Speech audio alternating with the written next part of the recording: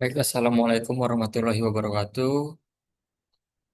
Pada kesempatan kali ini saya akan menjelaskan sedikit tentang peran Genesis dalam bidang kebencanaan, yang mana kita ketahui sendiri bahwasannya Indonesia sangat rawan dengan bencana sendiri. Contohnya seperti gunung meletus, terus tanah longsor, banjir, terus apa sih peran Genesis tersebut? Oke, sebelum saya lanjut, perkenalkan nama saya Kasbi Datul Akmal, nomor NIM 3322511025, kelas Geomatika 2A Malang. Oke, yang mana kita tahu sendiri Indonesia zona merah. Artinya zona merah ini sangat sering terjadi ya bencana. Contohnya di sini dapat kita lihat bahwasannya Indonesia ini banyak sekali gunung berapi yang sangat aktif sampai sekarang. Terus yang dapat saya sampaikan bahwasannya resiko gempa dan tsunami di Indonesia sangat tinggi. Terus pergeseran lempeng bumi juga eh, banyak. Contohnya itu yang BMKG upgrade setiap harinya itu selalu ada ratusan. Terus yang kebutuhan data presisi. Genesis sendiri juga menyajikan data untuk pencegahan efektif yang sangat membantu bagi masyarakat sendiri. Oke, apa sih itu Genesis dalam mitigasi bencana? Definisi singkatnya, sistem satelit yang menyajikan data posisi, kecepatan, dan waktu akurat, yang memiliki fungsi geodetik untuk mengukur deformasi permukaan hingga skala milimeter. Terus bukan hanya sekadar navigasi, tetapi juga sebagai alat pengamatan untuk ilmu kebumian. Terus mendukung pembuatan peta risiko dan model prediksi. Artinya JNS sendiri dalam mitigasi bencana bisa menyajikan peta atau data yang dapat dilihat oleh masyarakat sehingga tersebut dapat mengetahui daerah-daerah mana yang rawan dengan bencana. Seperti itu. Oke, kita next. Oke, selanjutnya ada peran surveyor, detektif pergerakan bumi. Peran surveyor itu sangat penting ya. Yang pertama untuk menganalisis siklus gempa. Eh, jadi data GNSS itu digunakan untuk memantau akumulasi strain dan relaksasi sepanjang sesar. Artinya data tersebut digunakan untuk mengamati siklus gempa yang terjadi, terus memantau pergerakan lempeng. Nah, yang mana kita ketahui bahwasannya prediksi laju pergeseran setiap tahunnya sebesar 0,5 hingga 6 cm untuk di zona rawan. Terus transformasi data menjadi model. Hasil data yang diinput atau data yang diambil di lapangan dapat dijadikan sebagai peta bahaya dan dapat kita sajikan disebarluaskan kepada masyarakat. Karena dalam data tersebut sangat penting bagi masyarakat diketahui agar ketika suatu waktu terjadi bencana atau daerah yang rawan bencana, masyarakat tersebut sudah mengetahui daerah mana saja yang rawan bencana dan apa saja resikonya. Seperti itu. Oke, selanjutnya teknologi di balik presisi. Di balik data-data tersebut ada yang bernama alatnya yaitu GNSS RTK, Real Time Kinematic, yang memberikan presisi posisi hingga skala milimeter, yang berfungsi sebagai apa saja sih? Yang pertama adalah deteksi dini longsor dan pergeseran lereng di medan yang sulit.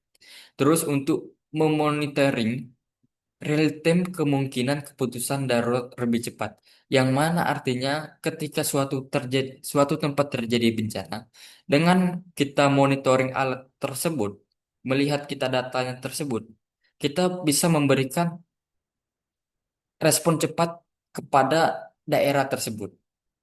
Terus integrasi dengan sensor lain seperti inclinometer dan radar untuk meningkatkan keandalan.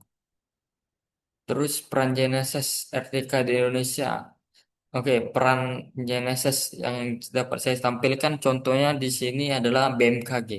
BMKG sendiri menggunakan data RTK untuk memprediksikan atau untuk mengamati daerah-daerah mana yang terjadinya gempa. Contohnya pada hari ini, BMKG sendiri sudah mengeluarkan sebanyak 200 gempa real time yang terjadi pada hari ini. Artinya Indonesia ini tidak diam, bumi ini tidak diam, tetapi selalu memiliki pergerakan yang hanya dapat kita lihat dengan alat yang bernama Genesis RTK sendiri. Oke, selanjutnya alat ini kita bisa lihat seperti ini. Gambarnya ada antena Genesis geodetik, terus ada monumen atau pilar, terus sistem komunikasinya, terus panel surya atau listriknya, terus em, baterai atau modem untuk penyimpanan datanya. Jadi di Indonesia sendiri kita biasa menyebutnya dengan kors yang terbagi banyak sekali di seluruh Indonesia ini ada ratusan lebih kurang. Oke, kita next. Terus data-data yang tadi kita sajikan atau kita ambil di lapangan dapat kita melakukan tahapan. Tahapannya apa saja? Tahapan yang pertama adalah prabencana atau membangun fondasi kesiapsiagaan. Yang pertama adalah untuk melakukan pemetaan zona rawan yang di mana peta tersebut kita bisa sajikan di internet, media sosial atau kita bagikan ke masyarakat. Terus perencanaan infrastruktur yang di mana bahwasannya daerah-daerah yang mau kita bangun sebagai tempat apapun atau rumah misalnya atau tempat wisata, kita bisa tahu resiko dan prediksi resikonya apa saja sih. Seperti ketika kita ingin membangun hotel. Hotel tersebut berada di lereng bukit. Terus pondasi atau perencanaan infrastruktur apa sih agar bangunan tersebut bisa kuat, bisa aman. Nah, seperti itu. Terus edukasi dan titik kontrol. Tahapan pembangunan titik kontrol geodetik sangat penting. Dan sangat penting lagi ketika kita melakukan literasi masyarakat untuk respon lokal. Yang mana ketika kita membangun titik kontrol, tapi kita tidak memberitahukan ke masyarakat itu fungsinya apa sih, kan jadinya titik kontrol tersebut jadi kurang efektif di masyarakat seperti itu. Terus pada saat bencana kita juga bisa melakukan yaitu yang pertama adalah rapid assessment atau pemetaan cepat area terdampak untuk memprioritaskan bantuan. Artinya kita bisa sajikan peta atau kita bisa menampilkan peta dan daerah mana saja yang sangat krusial atau dampaknya yang sangat parah untuk kita menjadikan prioritas bantuan pertama. Terus kita dapat mengkoordinasi si tim SAR untuk penentuan titik korban dan titik penyelamat dengan akurasi yang tinggi. Terus yang ketiga adalah integrasi data. GNSS memadukan citra drone. Seperti di gambar bisa dilihat.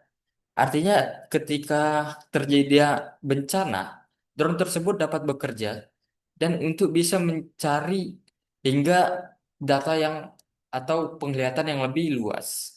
Terus dapat disajikan dalam bentuk peta dan telemetri menjadi sistem koordinat tunggal.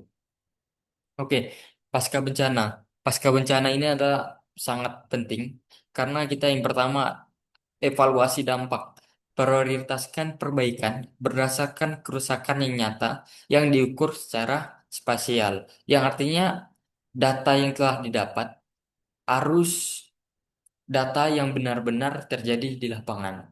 Terus mengsinkronisasi waktu. GNSS menyediakan waktu acuan untuk menyelaraskan data seismometer dan accelerometer. Terus pemulihan lebih efektif. Data geospasial terbarukan mendukung rekayasa ulang infrastruktur dan permukiman. Seperti itu. Terus selanjutnya era terbaru, integrasi BG data dan Inateus. Inateus berbagai pusat peringatan dini untuk mengabulkan sumber-sumber data. Artinya di sini adalah hubungan pusat yang digambar tengah dapat memperingatkan atau data-data yang didapat di hubungan pusat dari berbagai bidang. Contohnya GNSS untuk deformasi pantai, terus seismometer untuk gempa, terus buoy untuk gelombang laut atau tsunami, terus model numerik untuk prediksi atau untuk tahap perencanaan pembangunan dan menampilkan data menuju pusat semua. Jadi data-data yang didapat dari keempat data tersebut langsung dihubungkan langsung ke pusat, sehingga pusat dapat memberikan informasi tersebut disebarluaskan. Contoh studi geodinamika dasar laut menggunakan GNSS dan sensor bawah laut.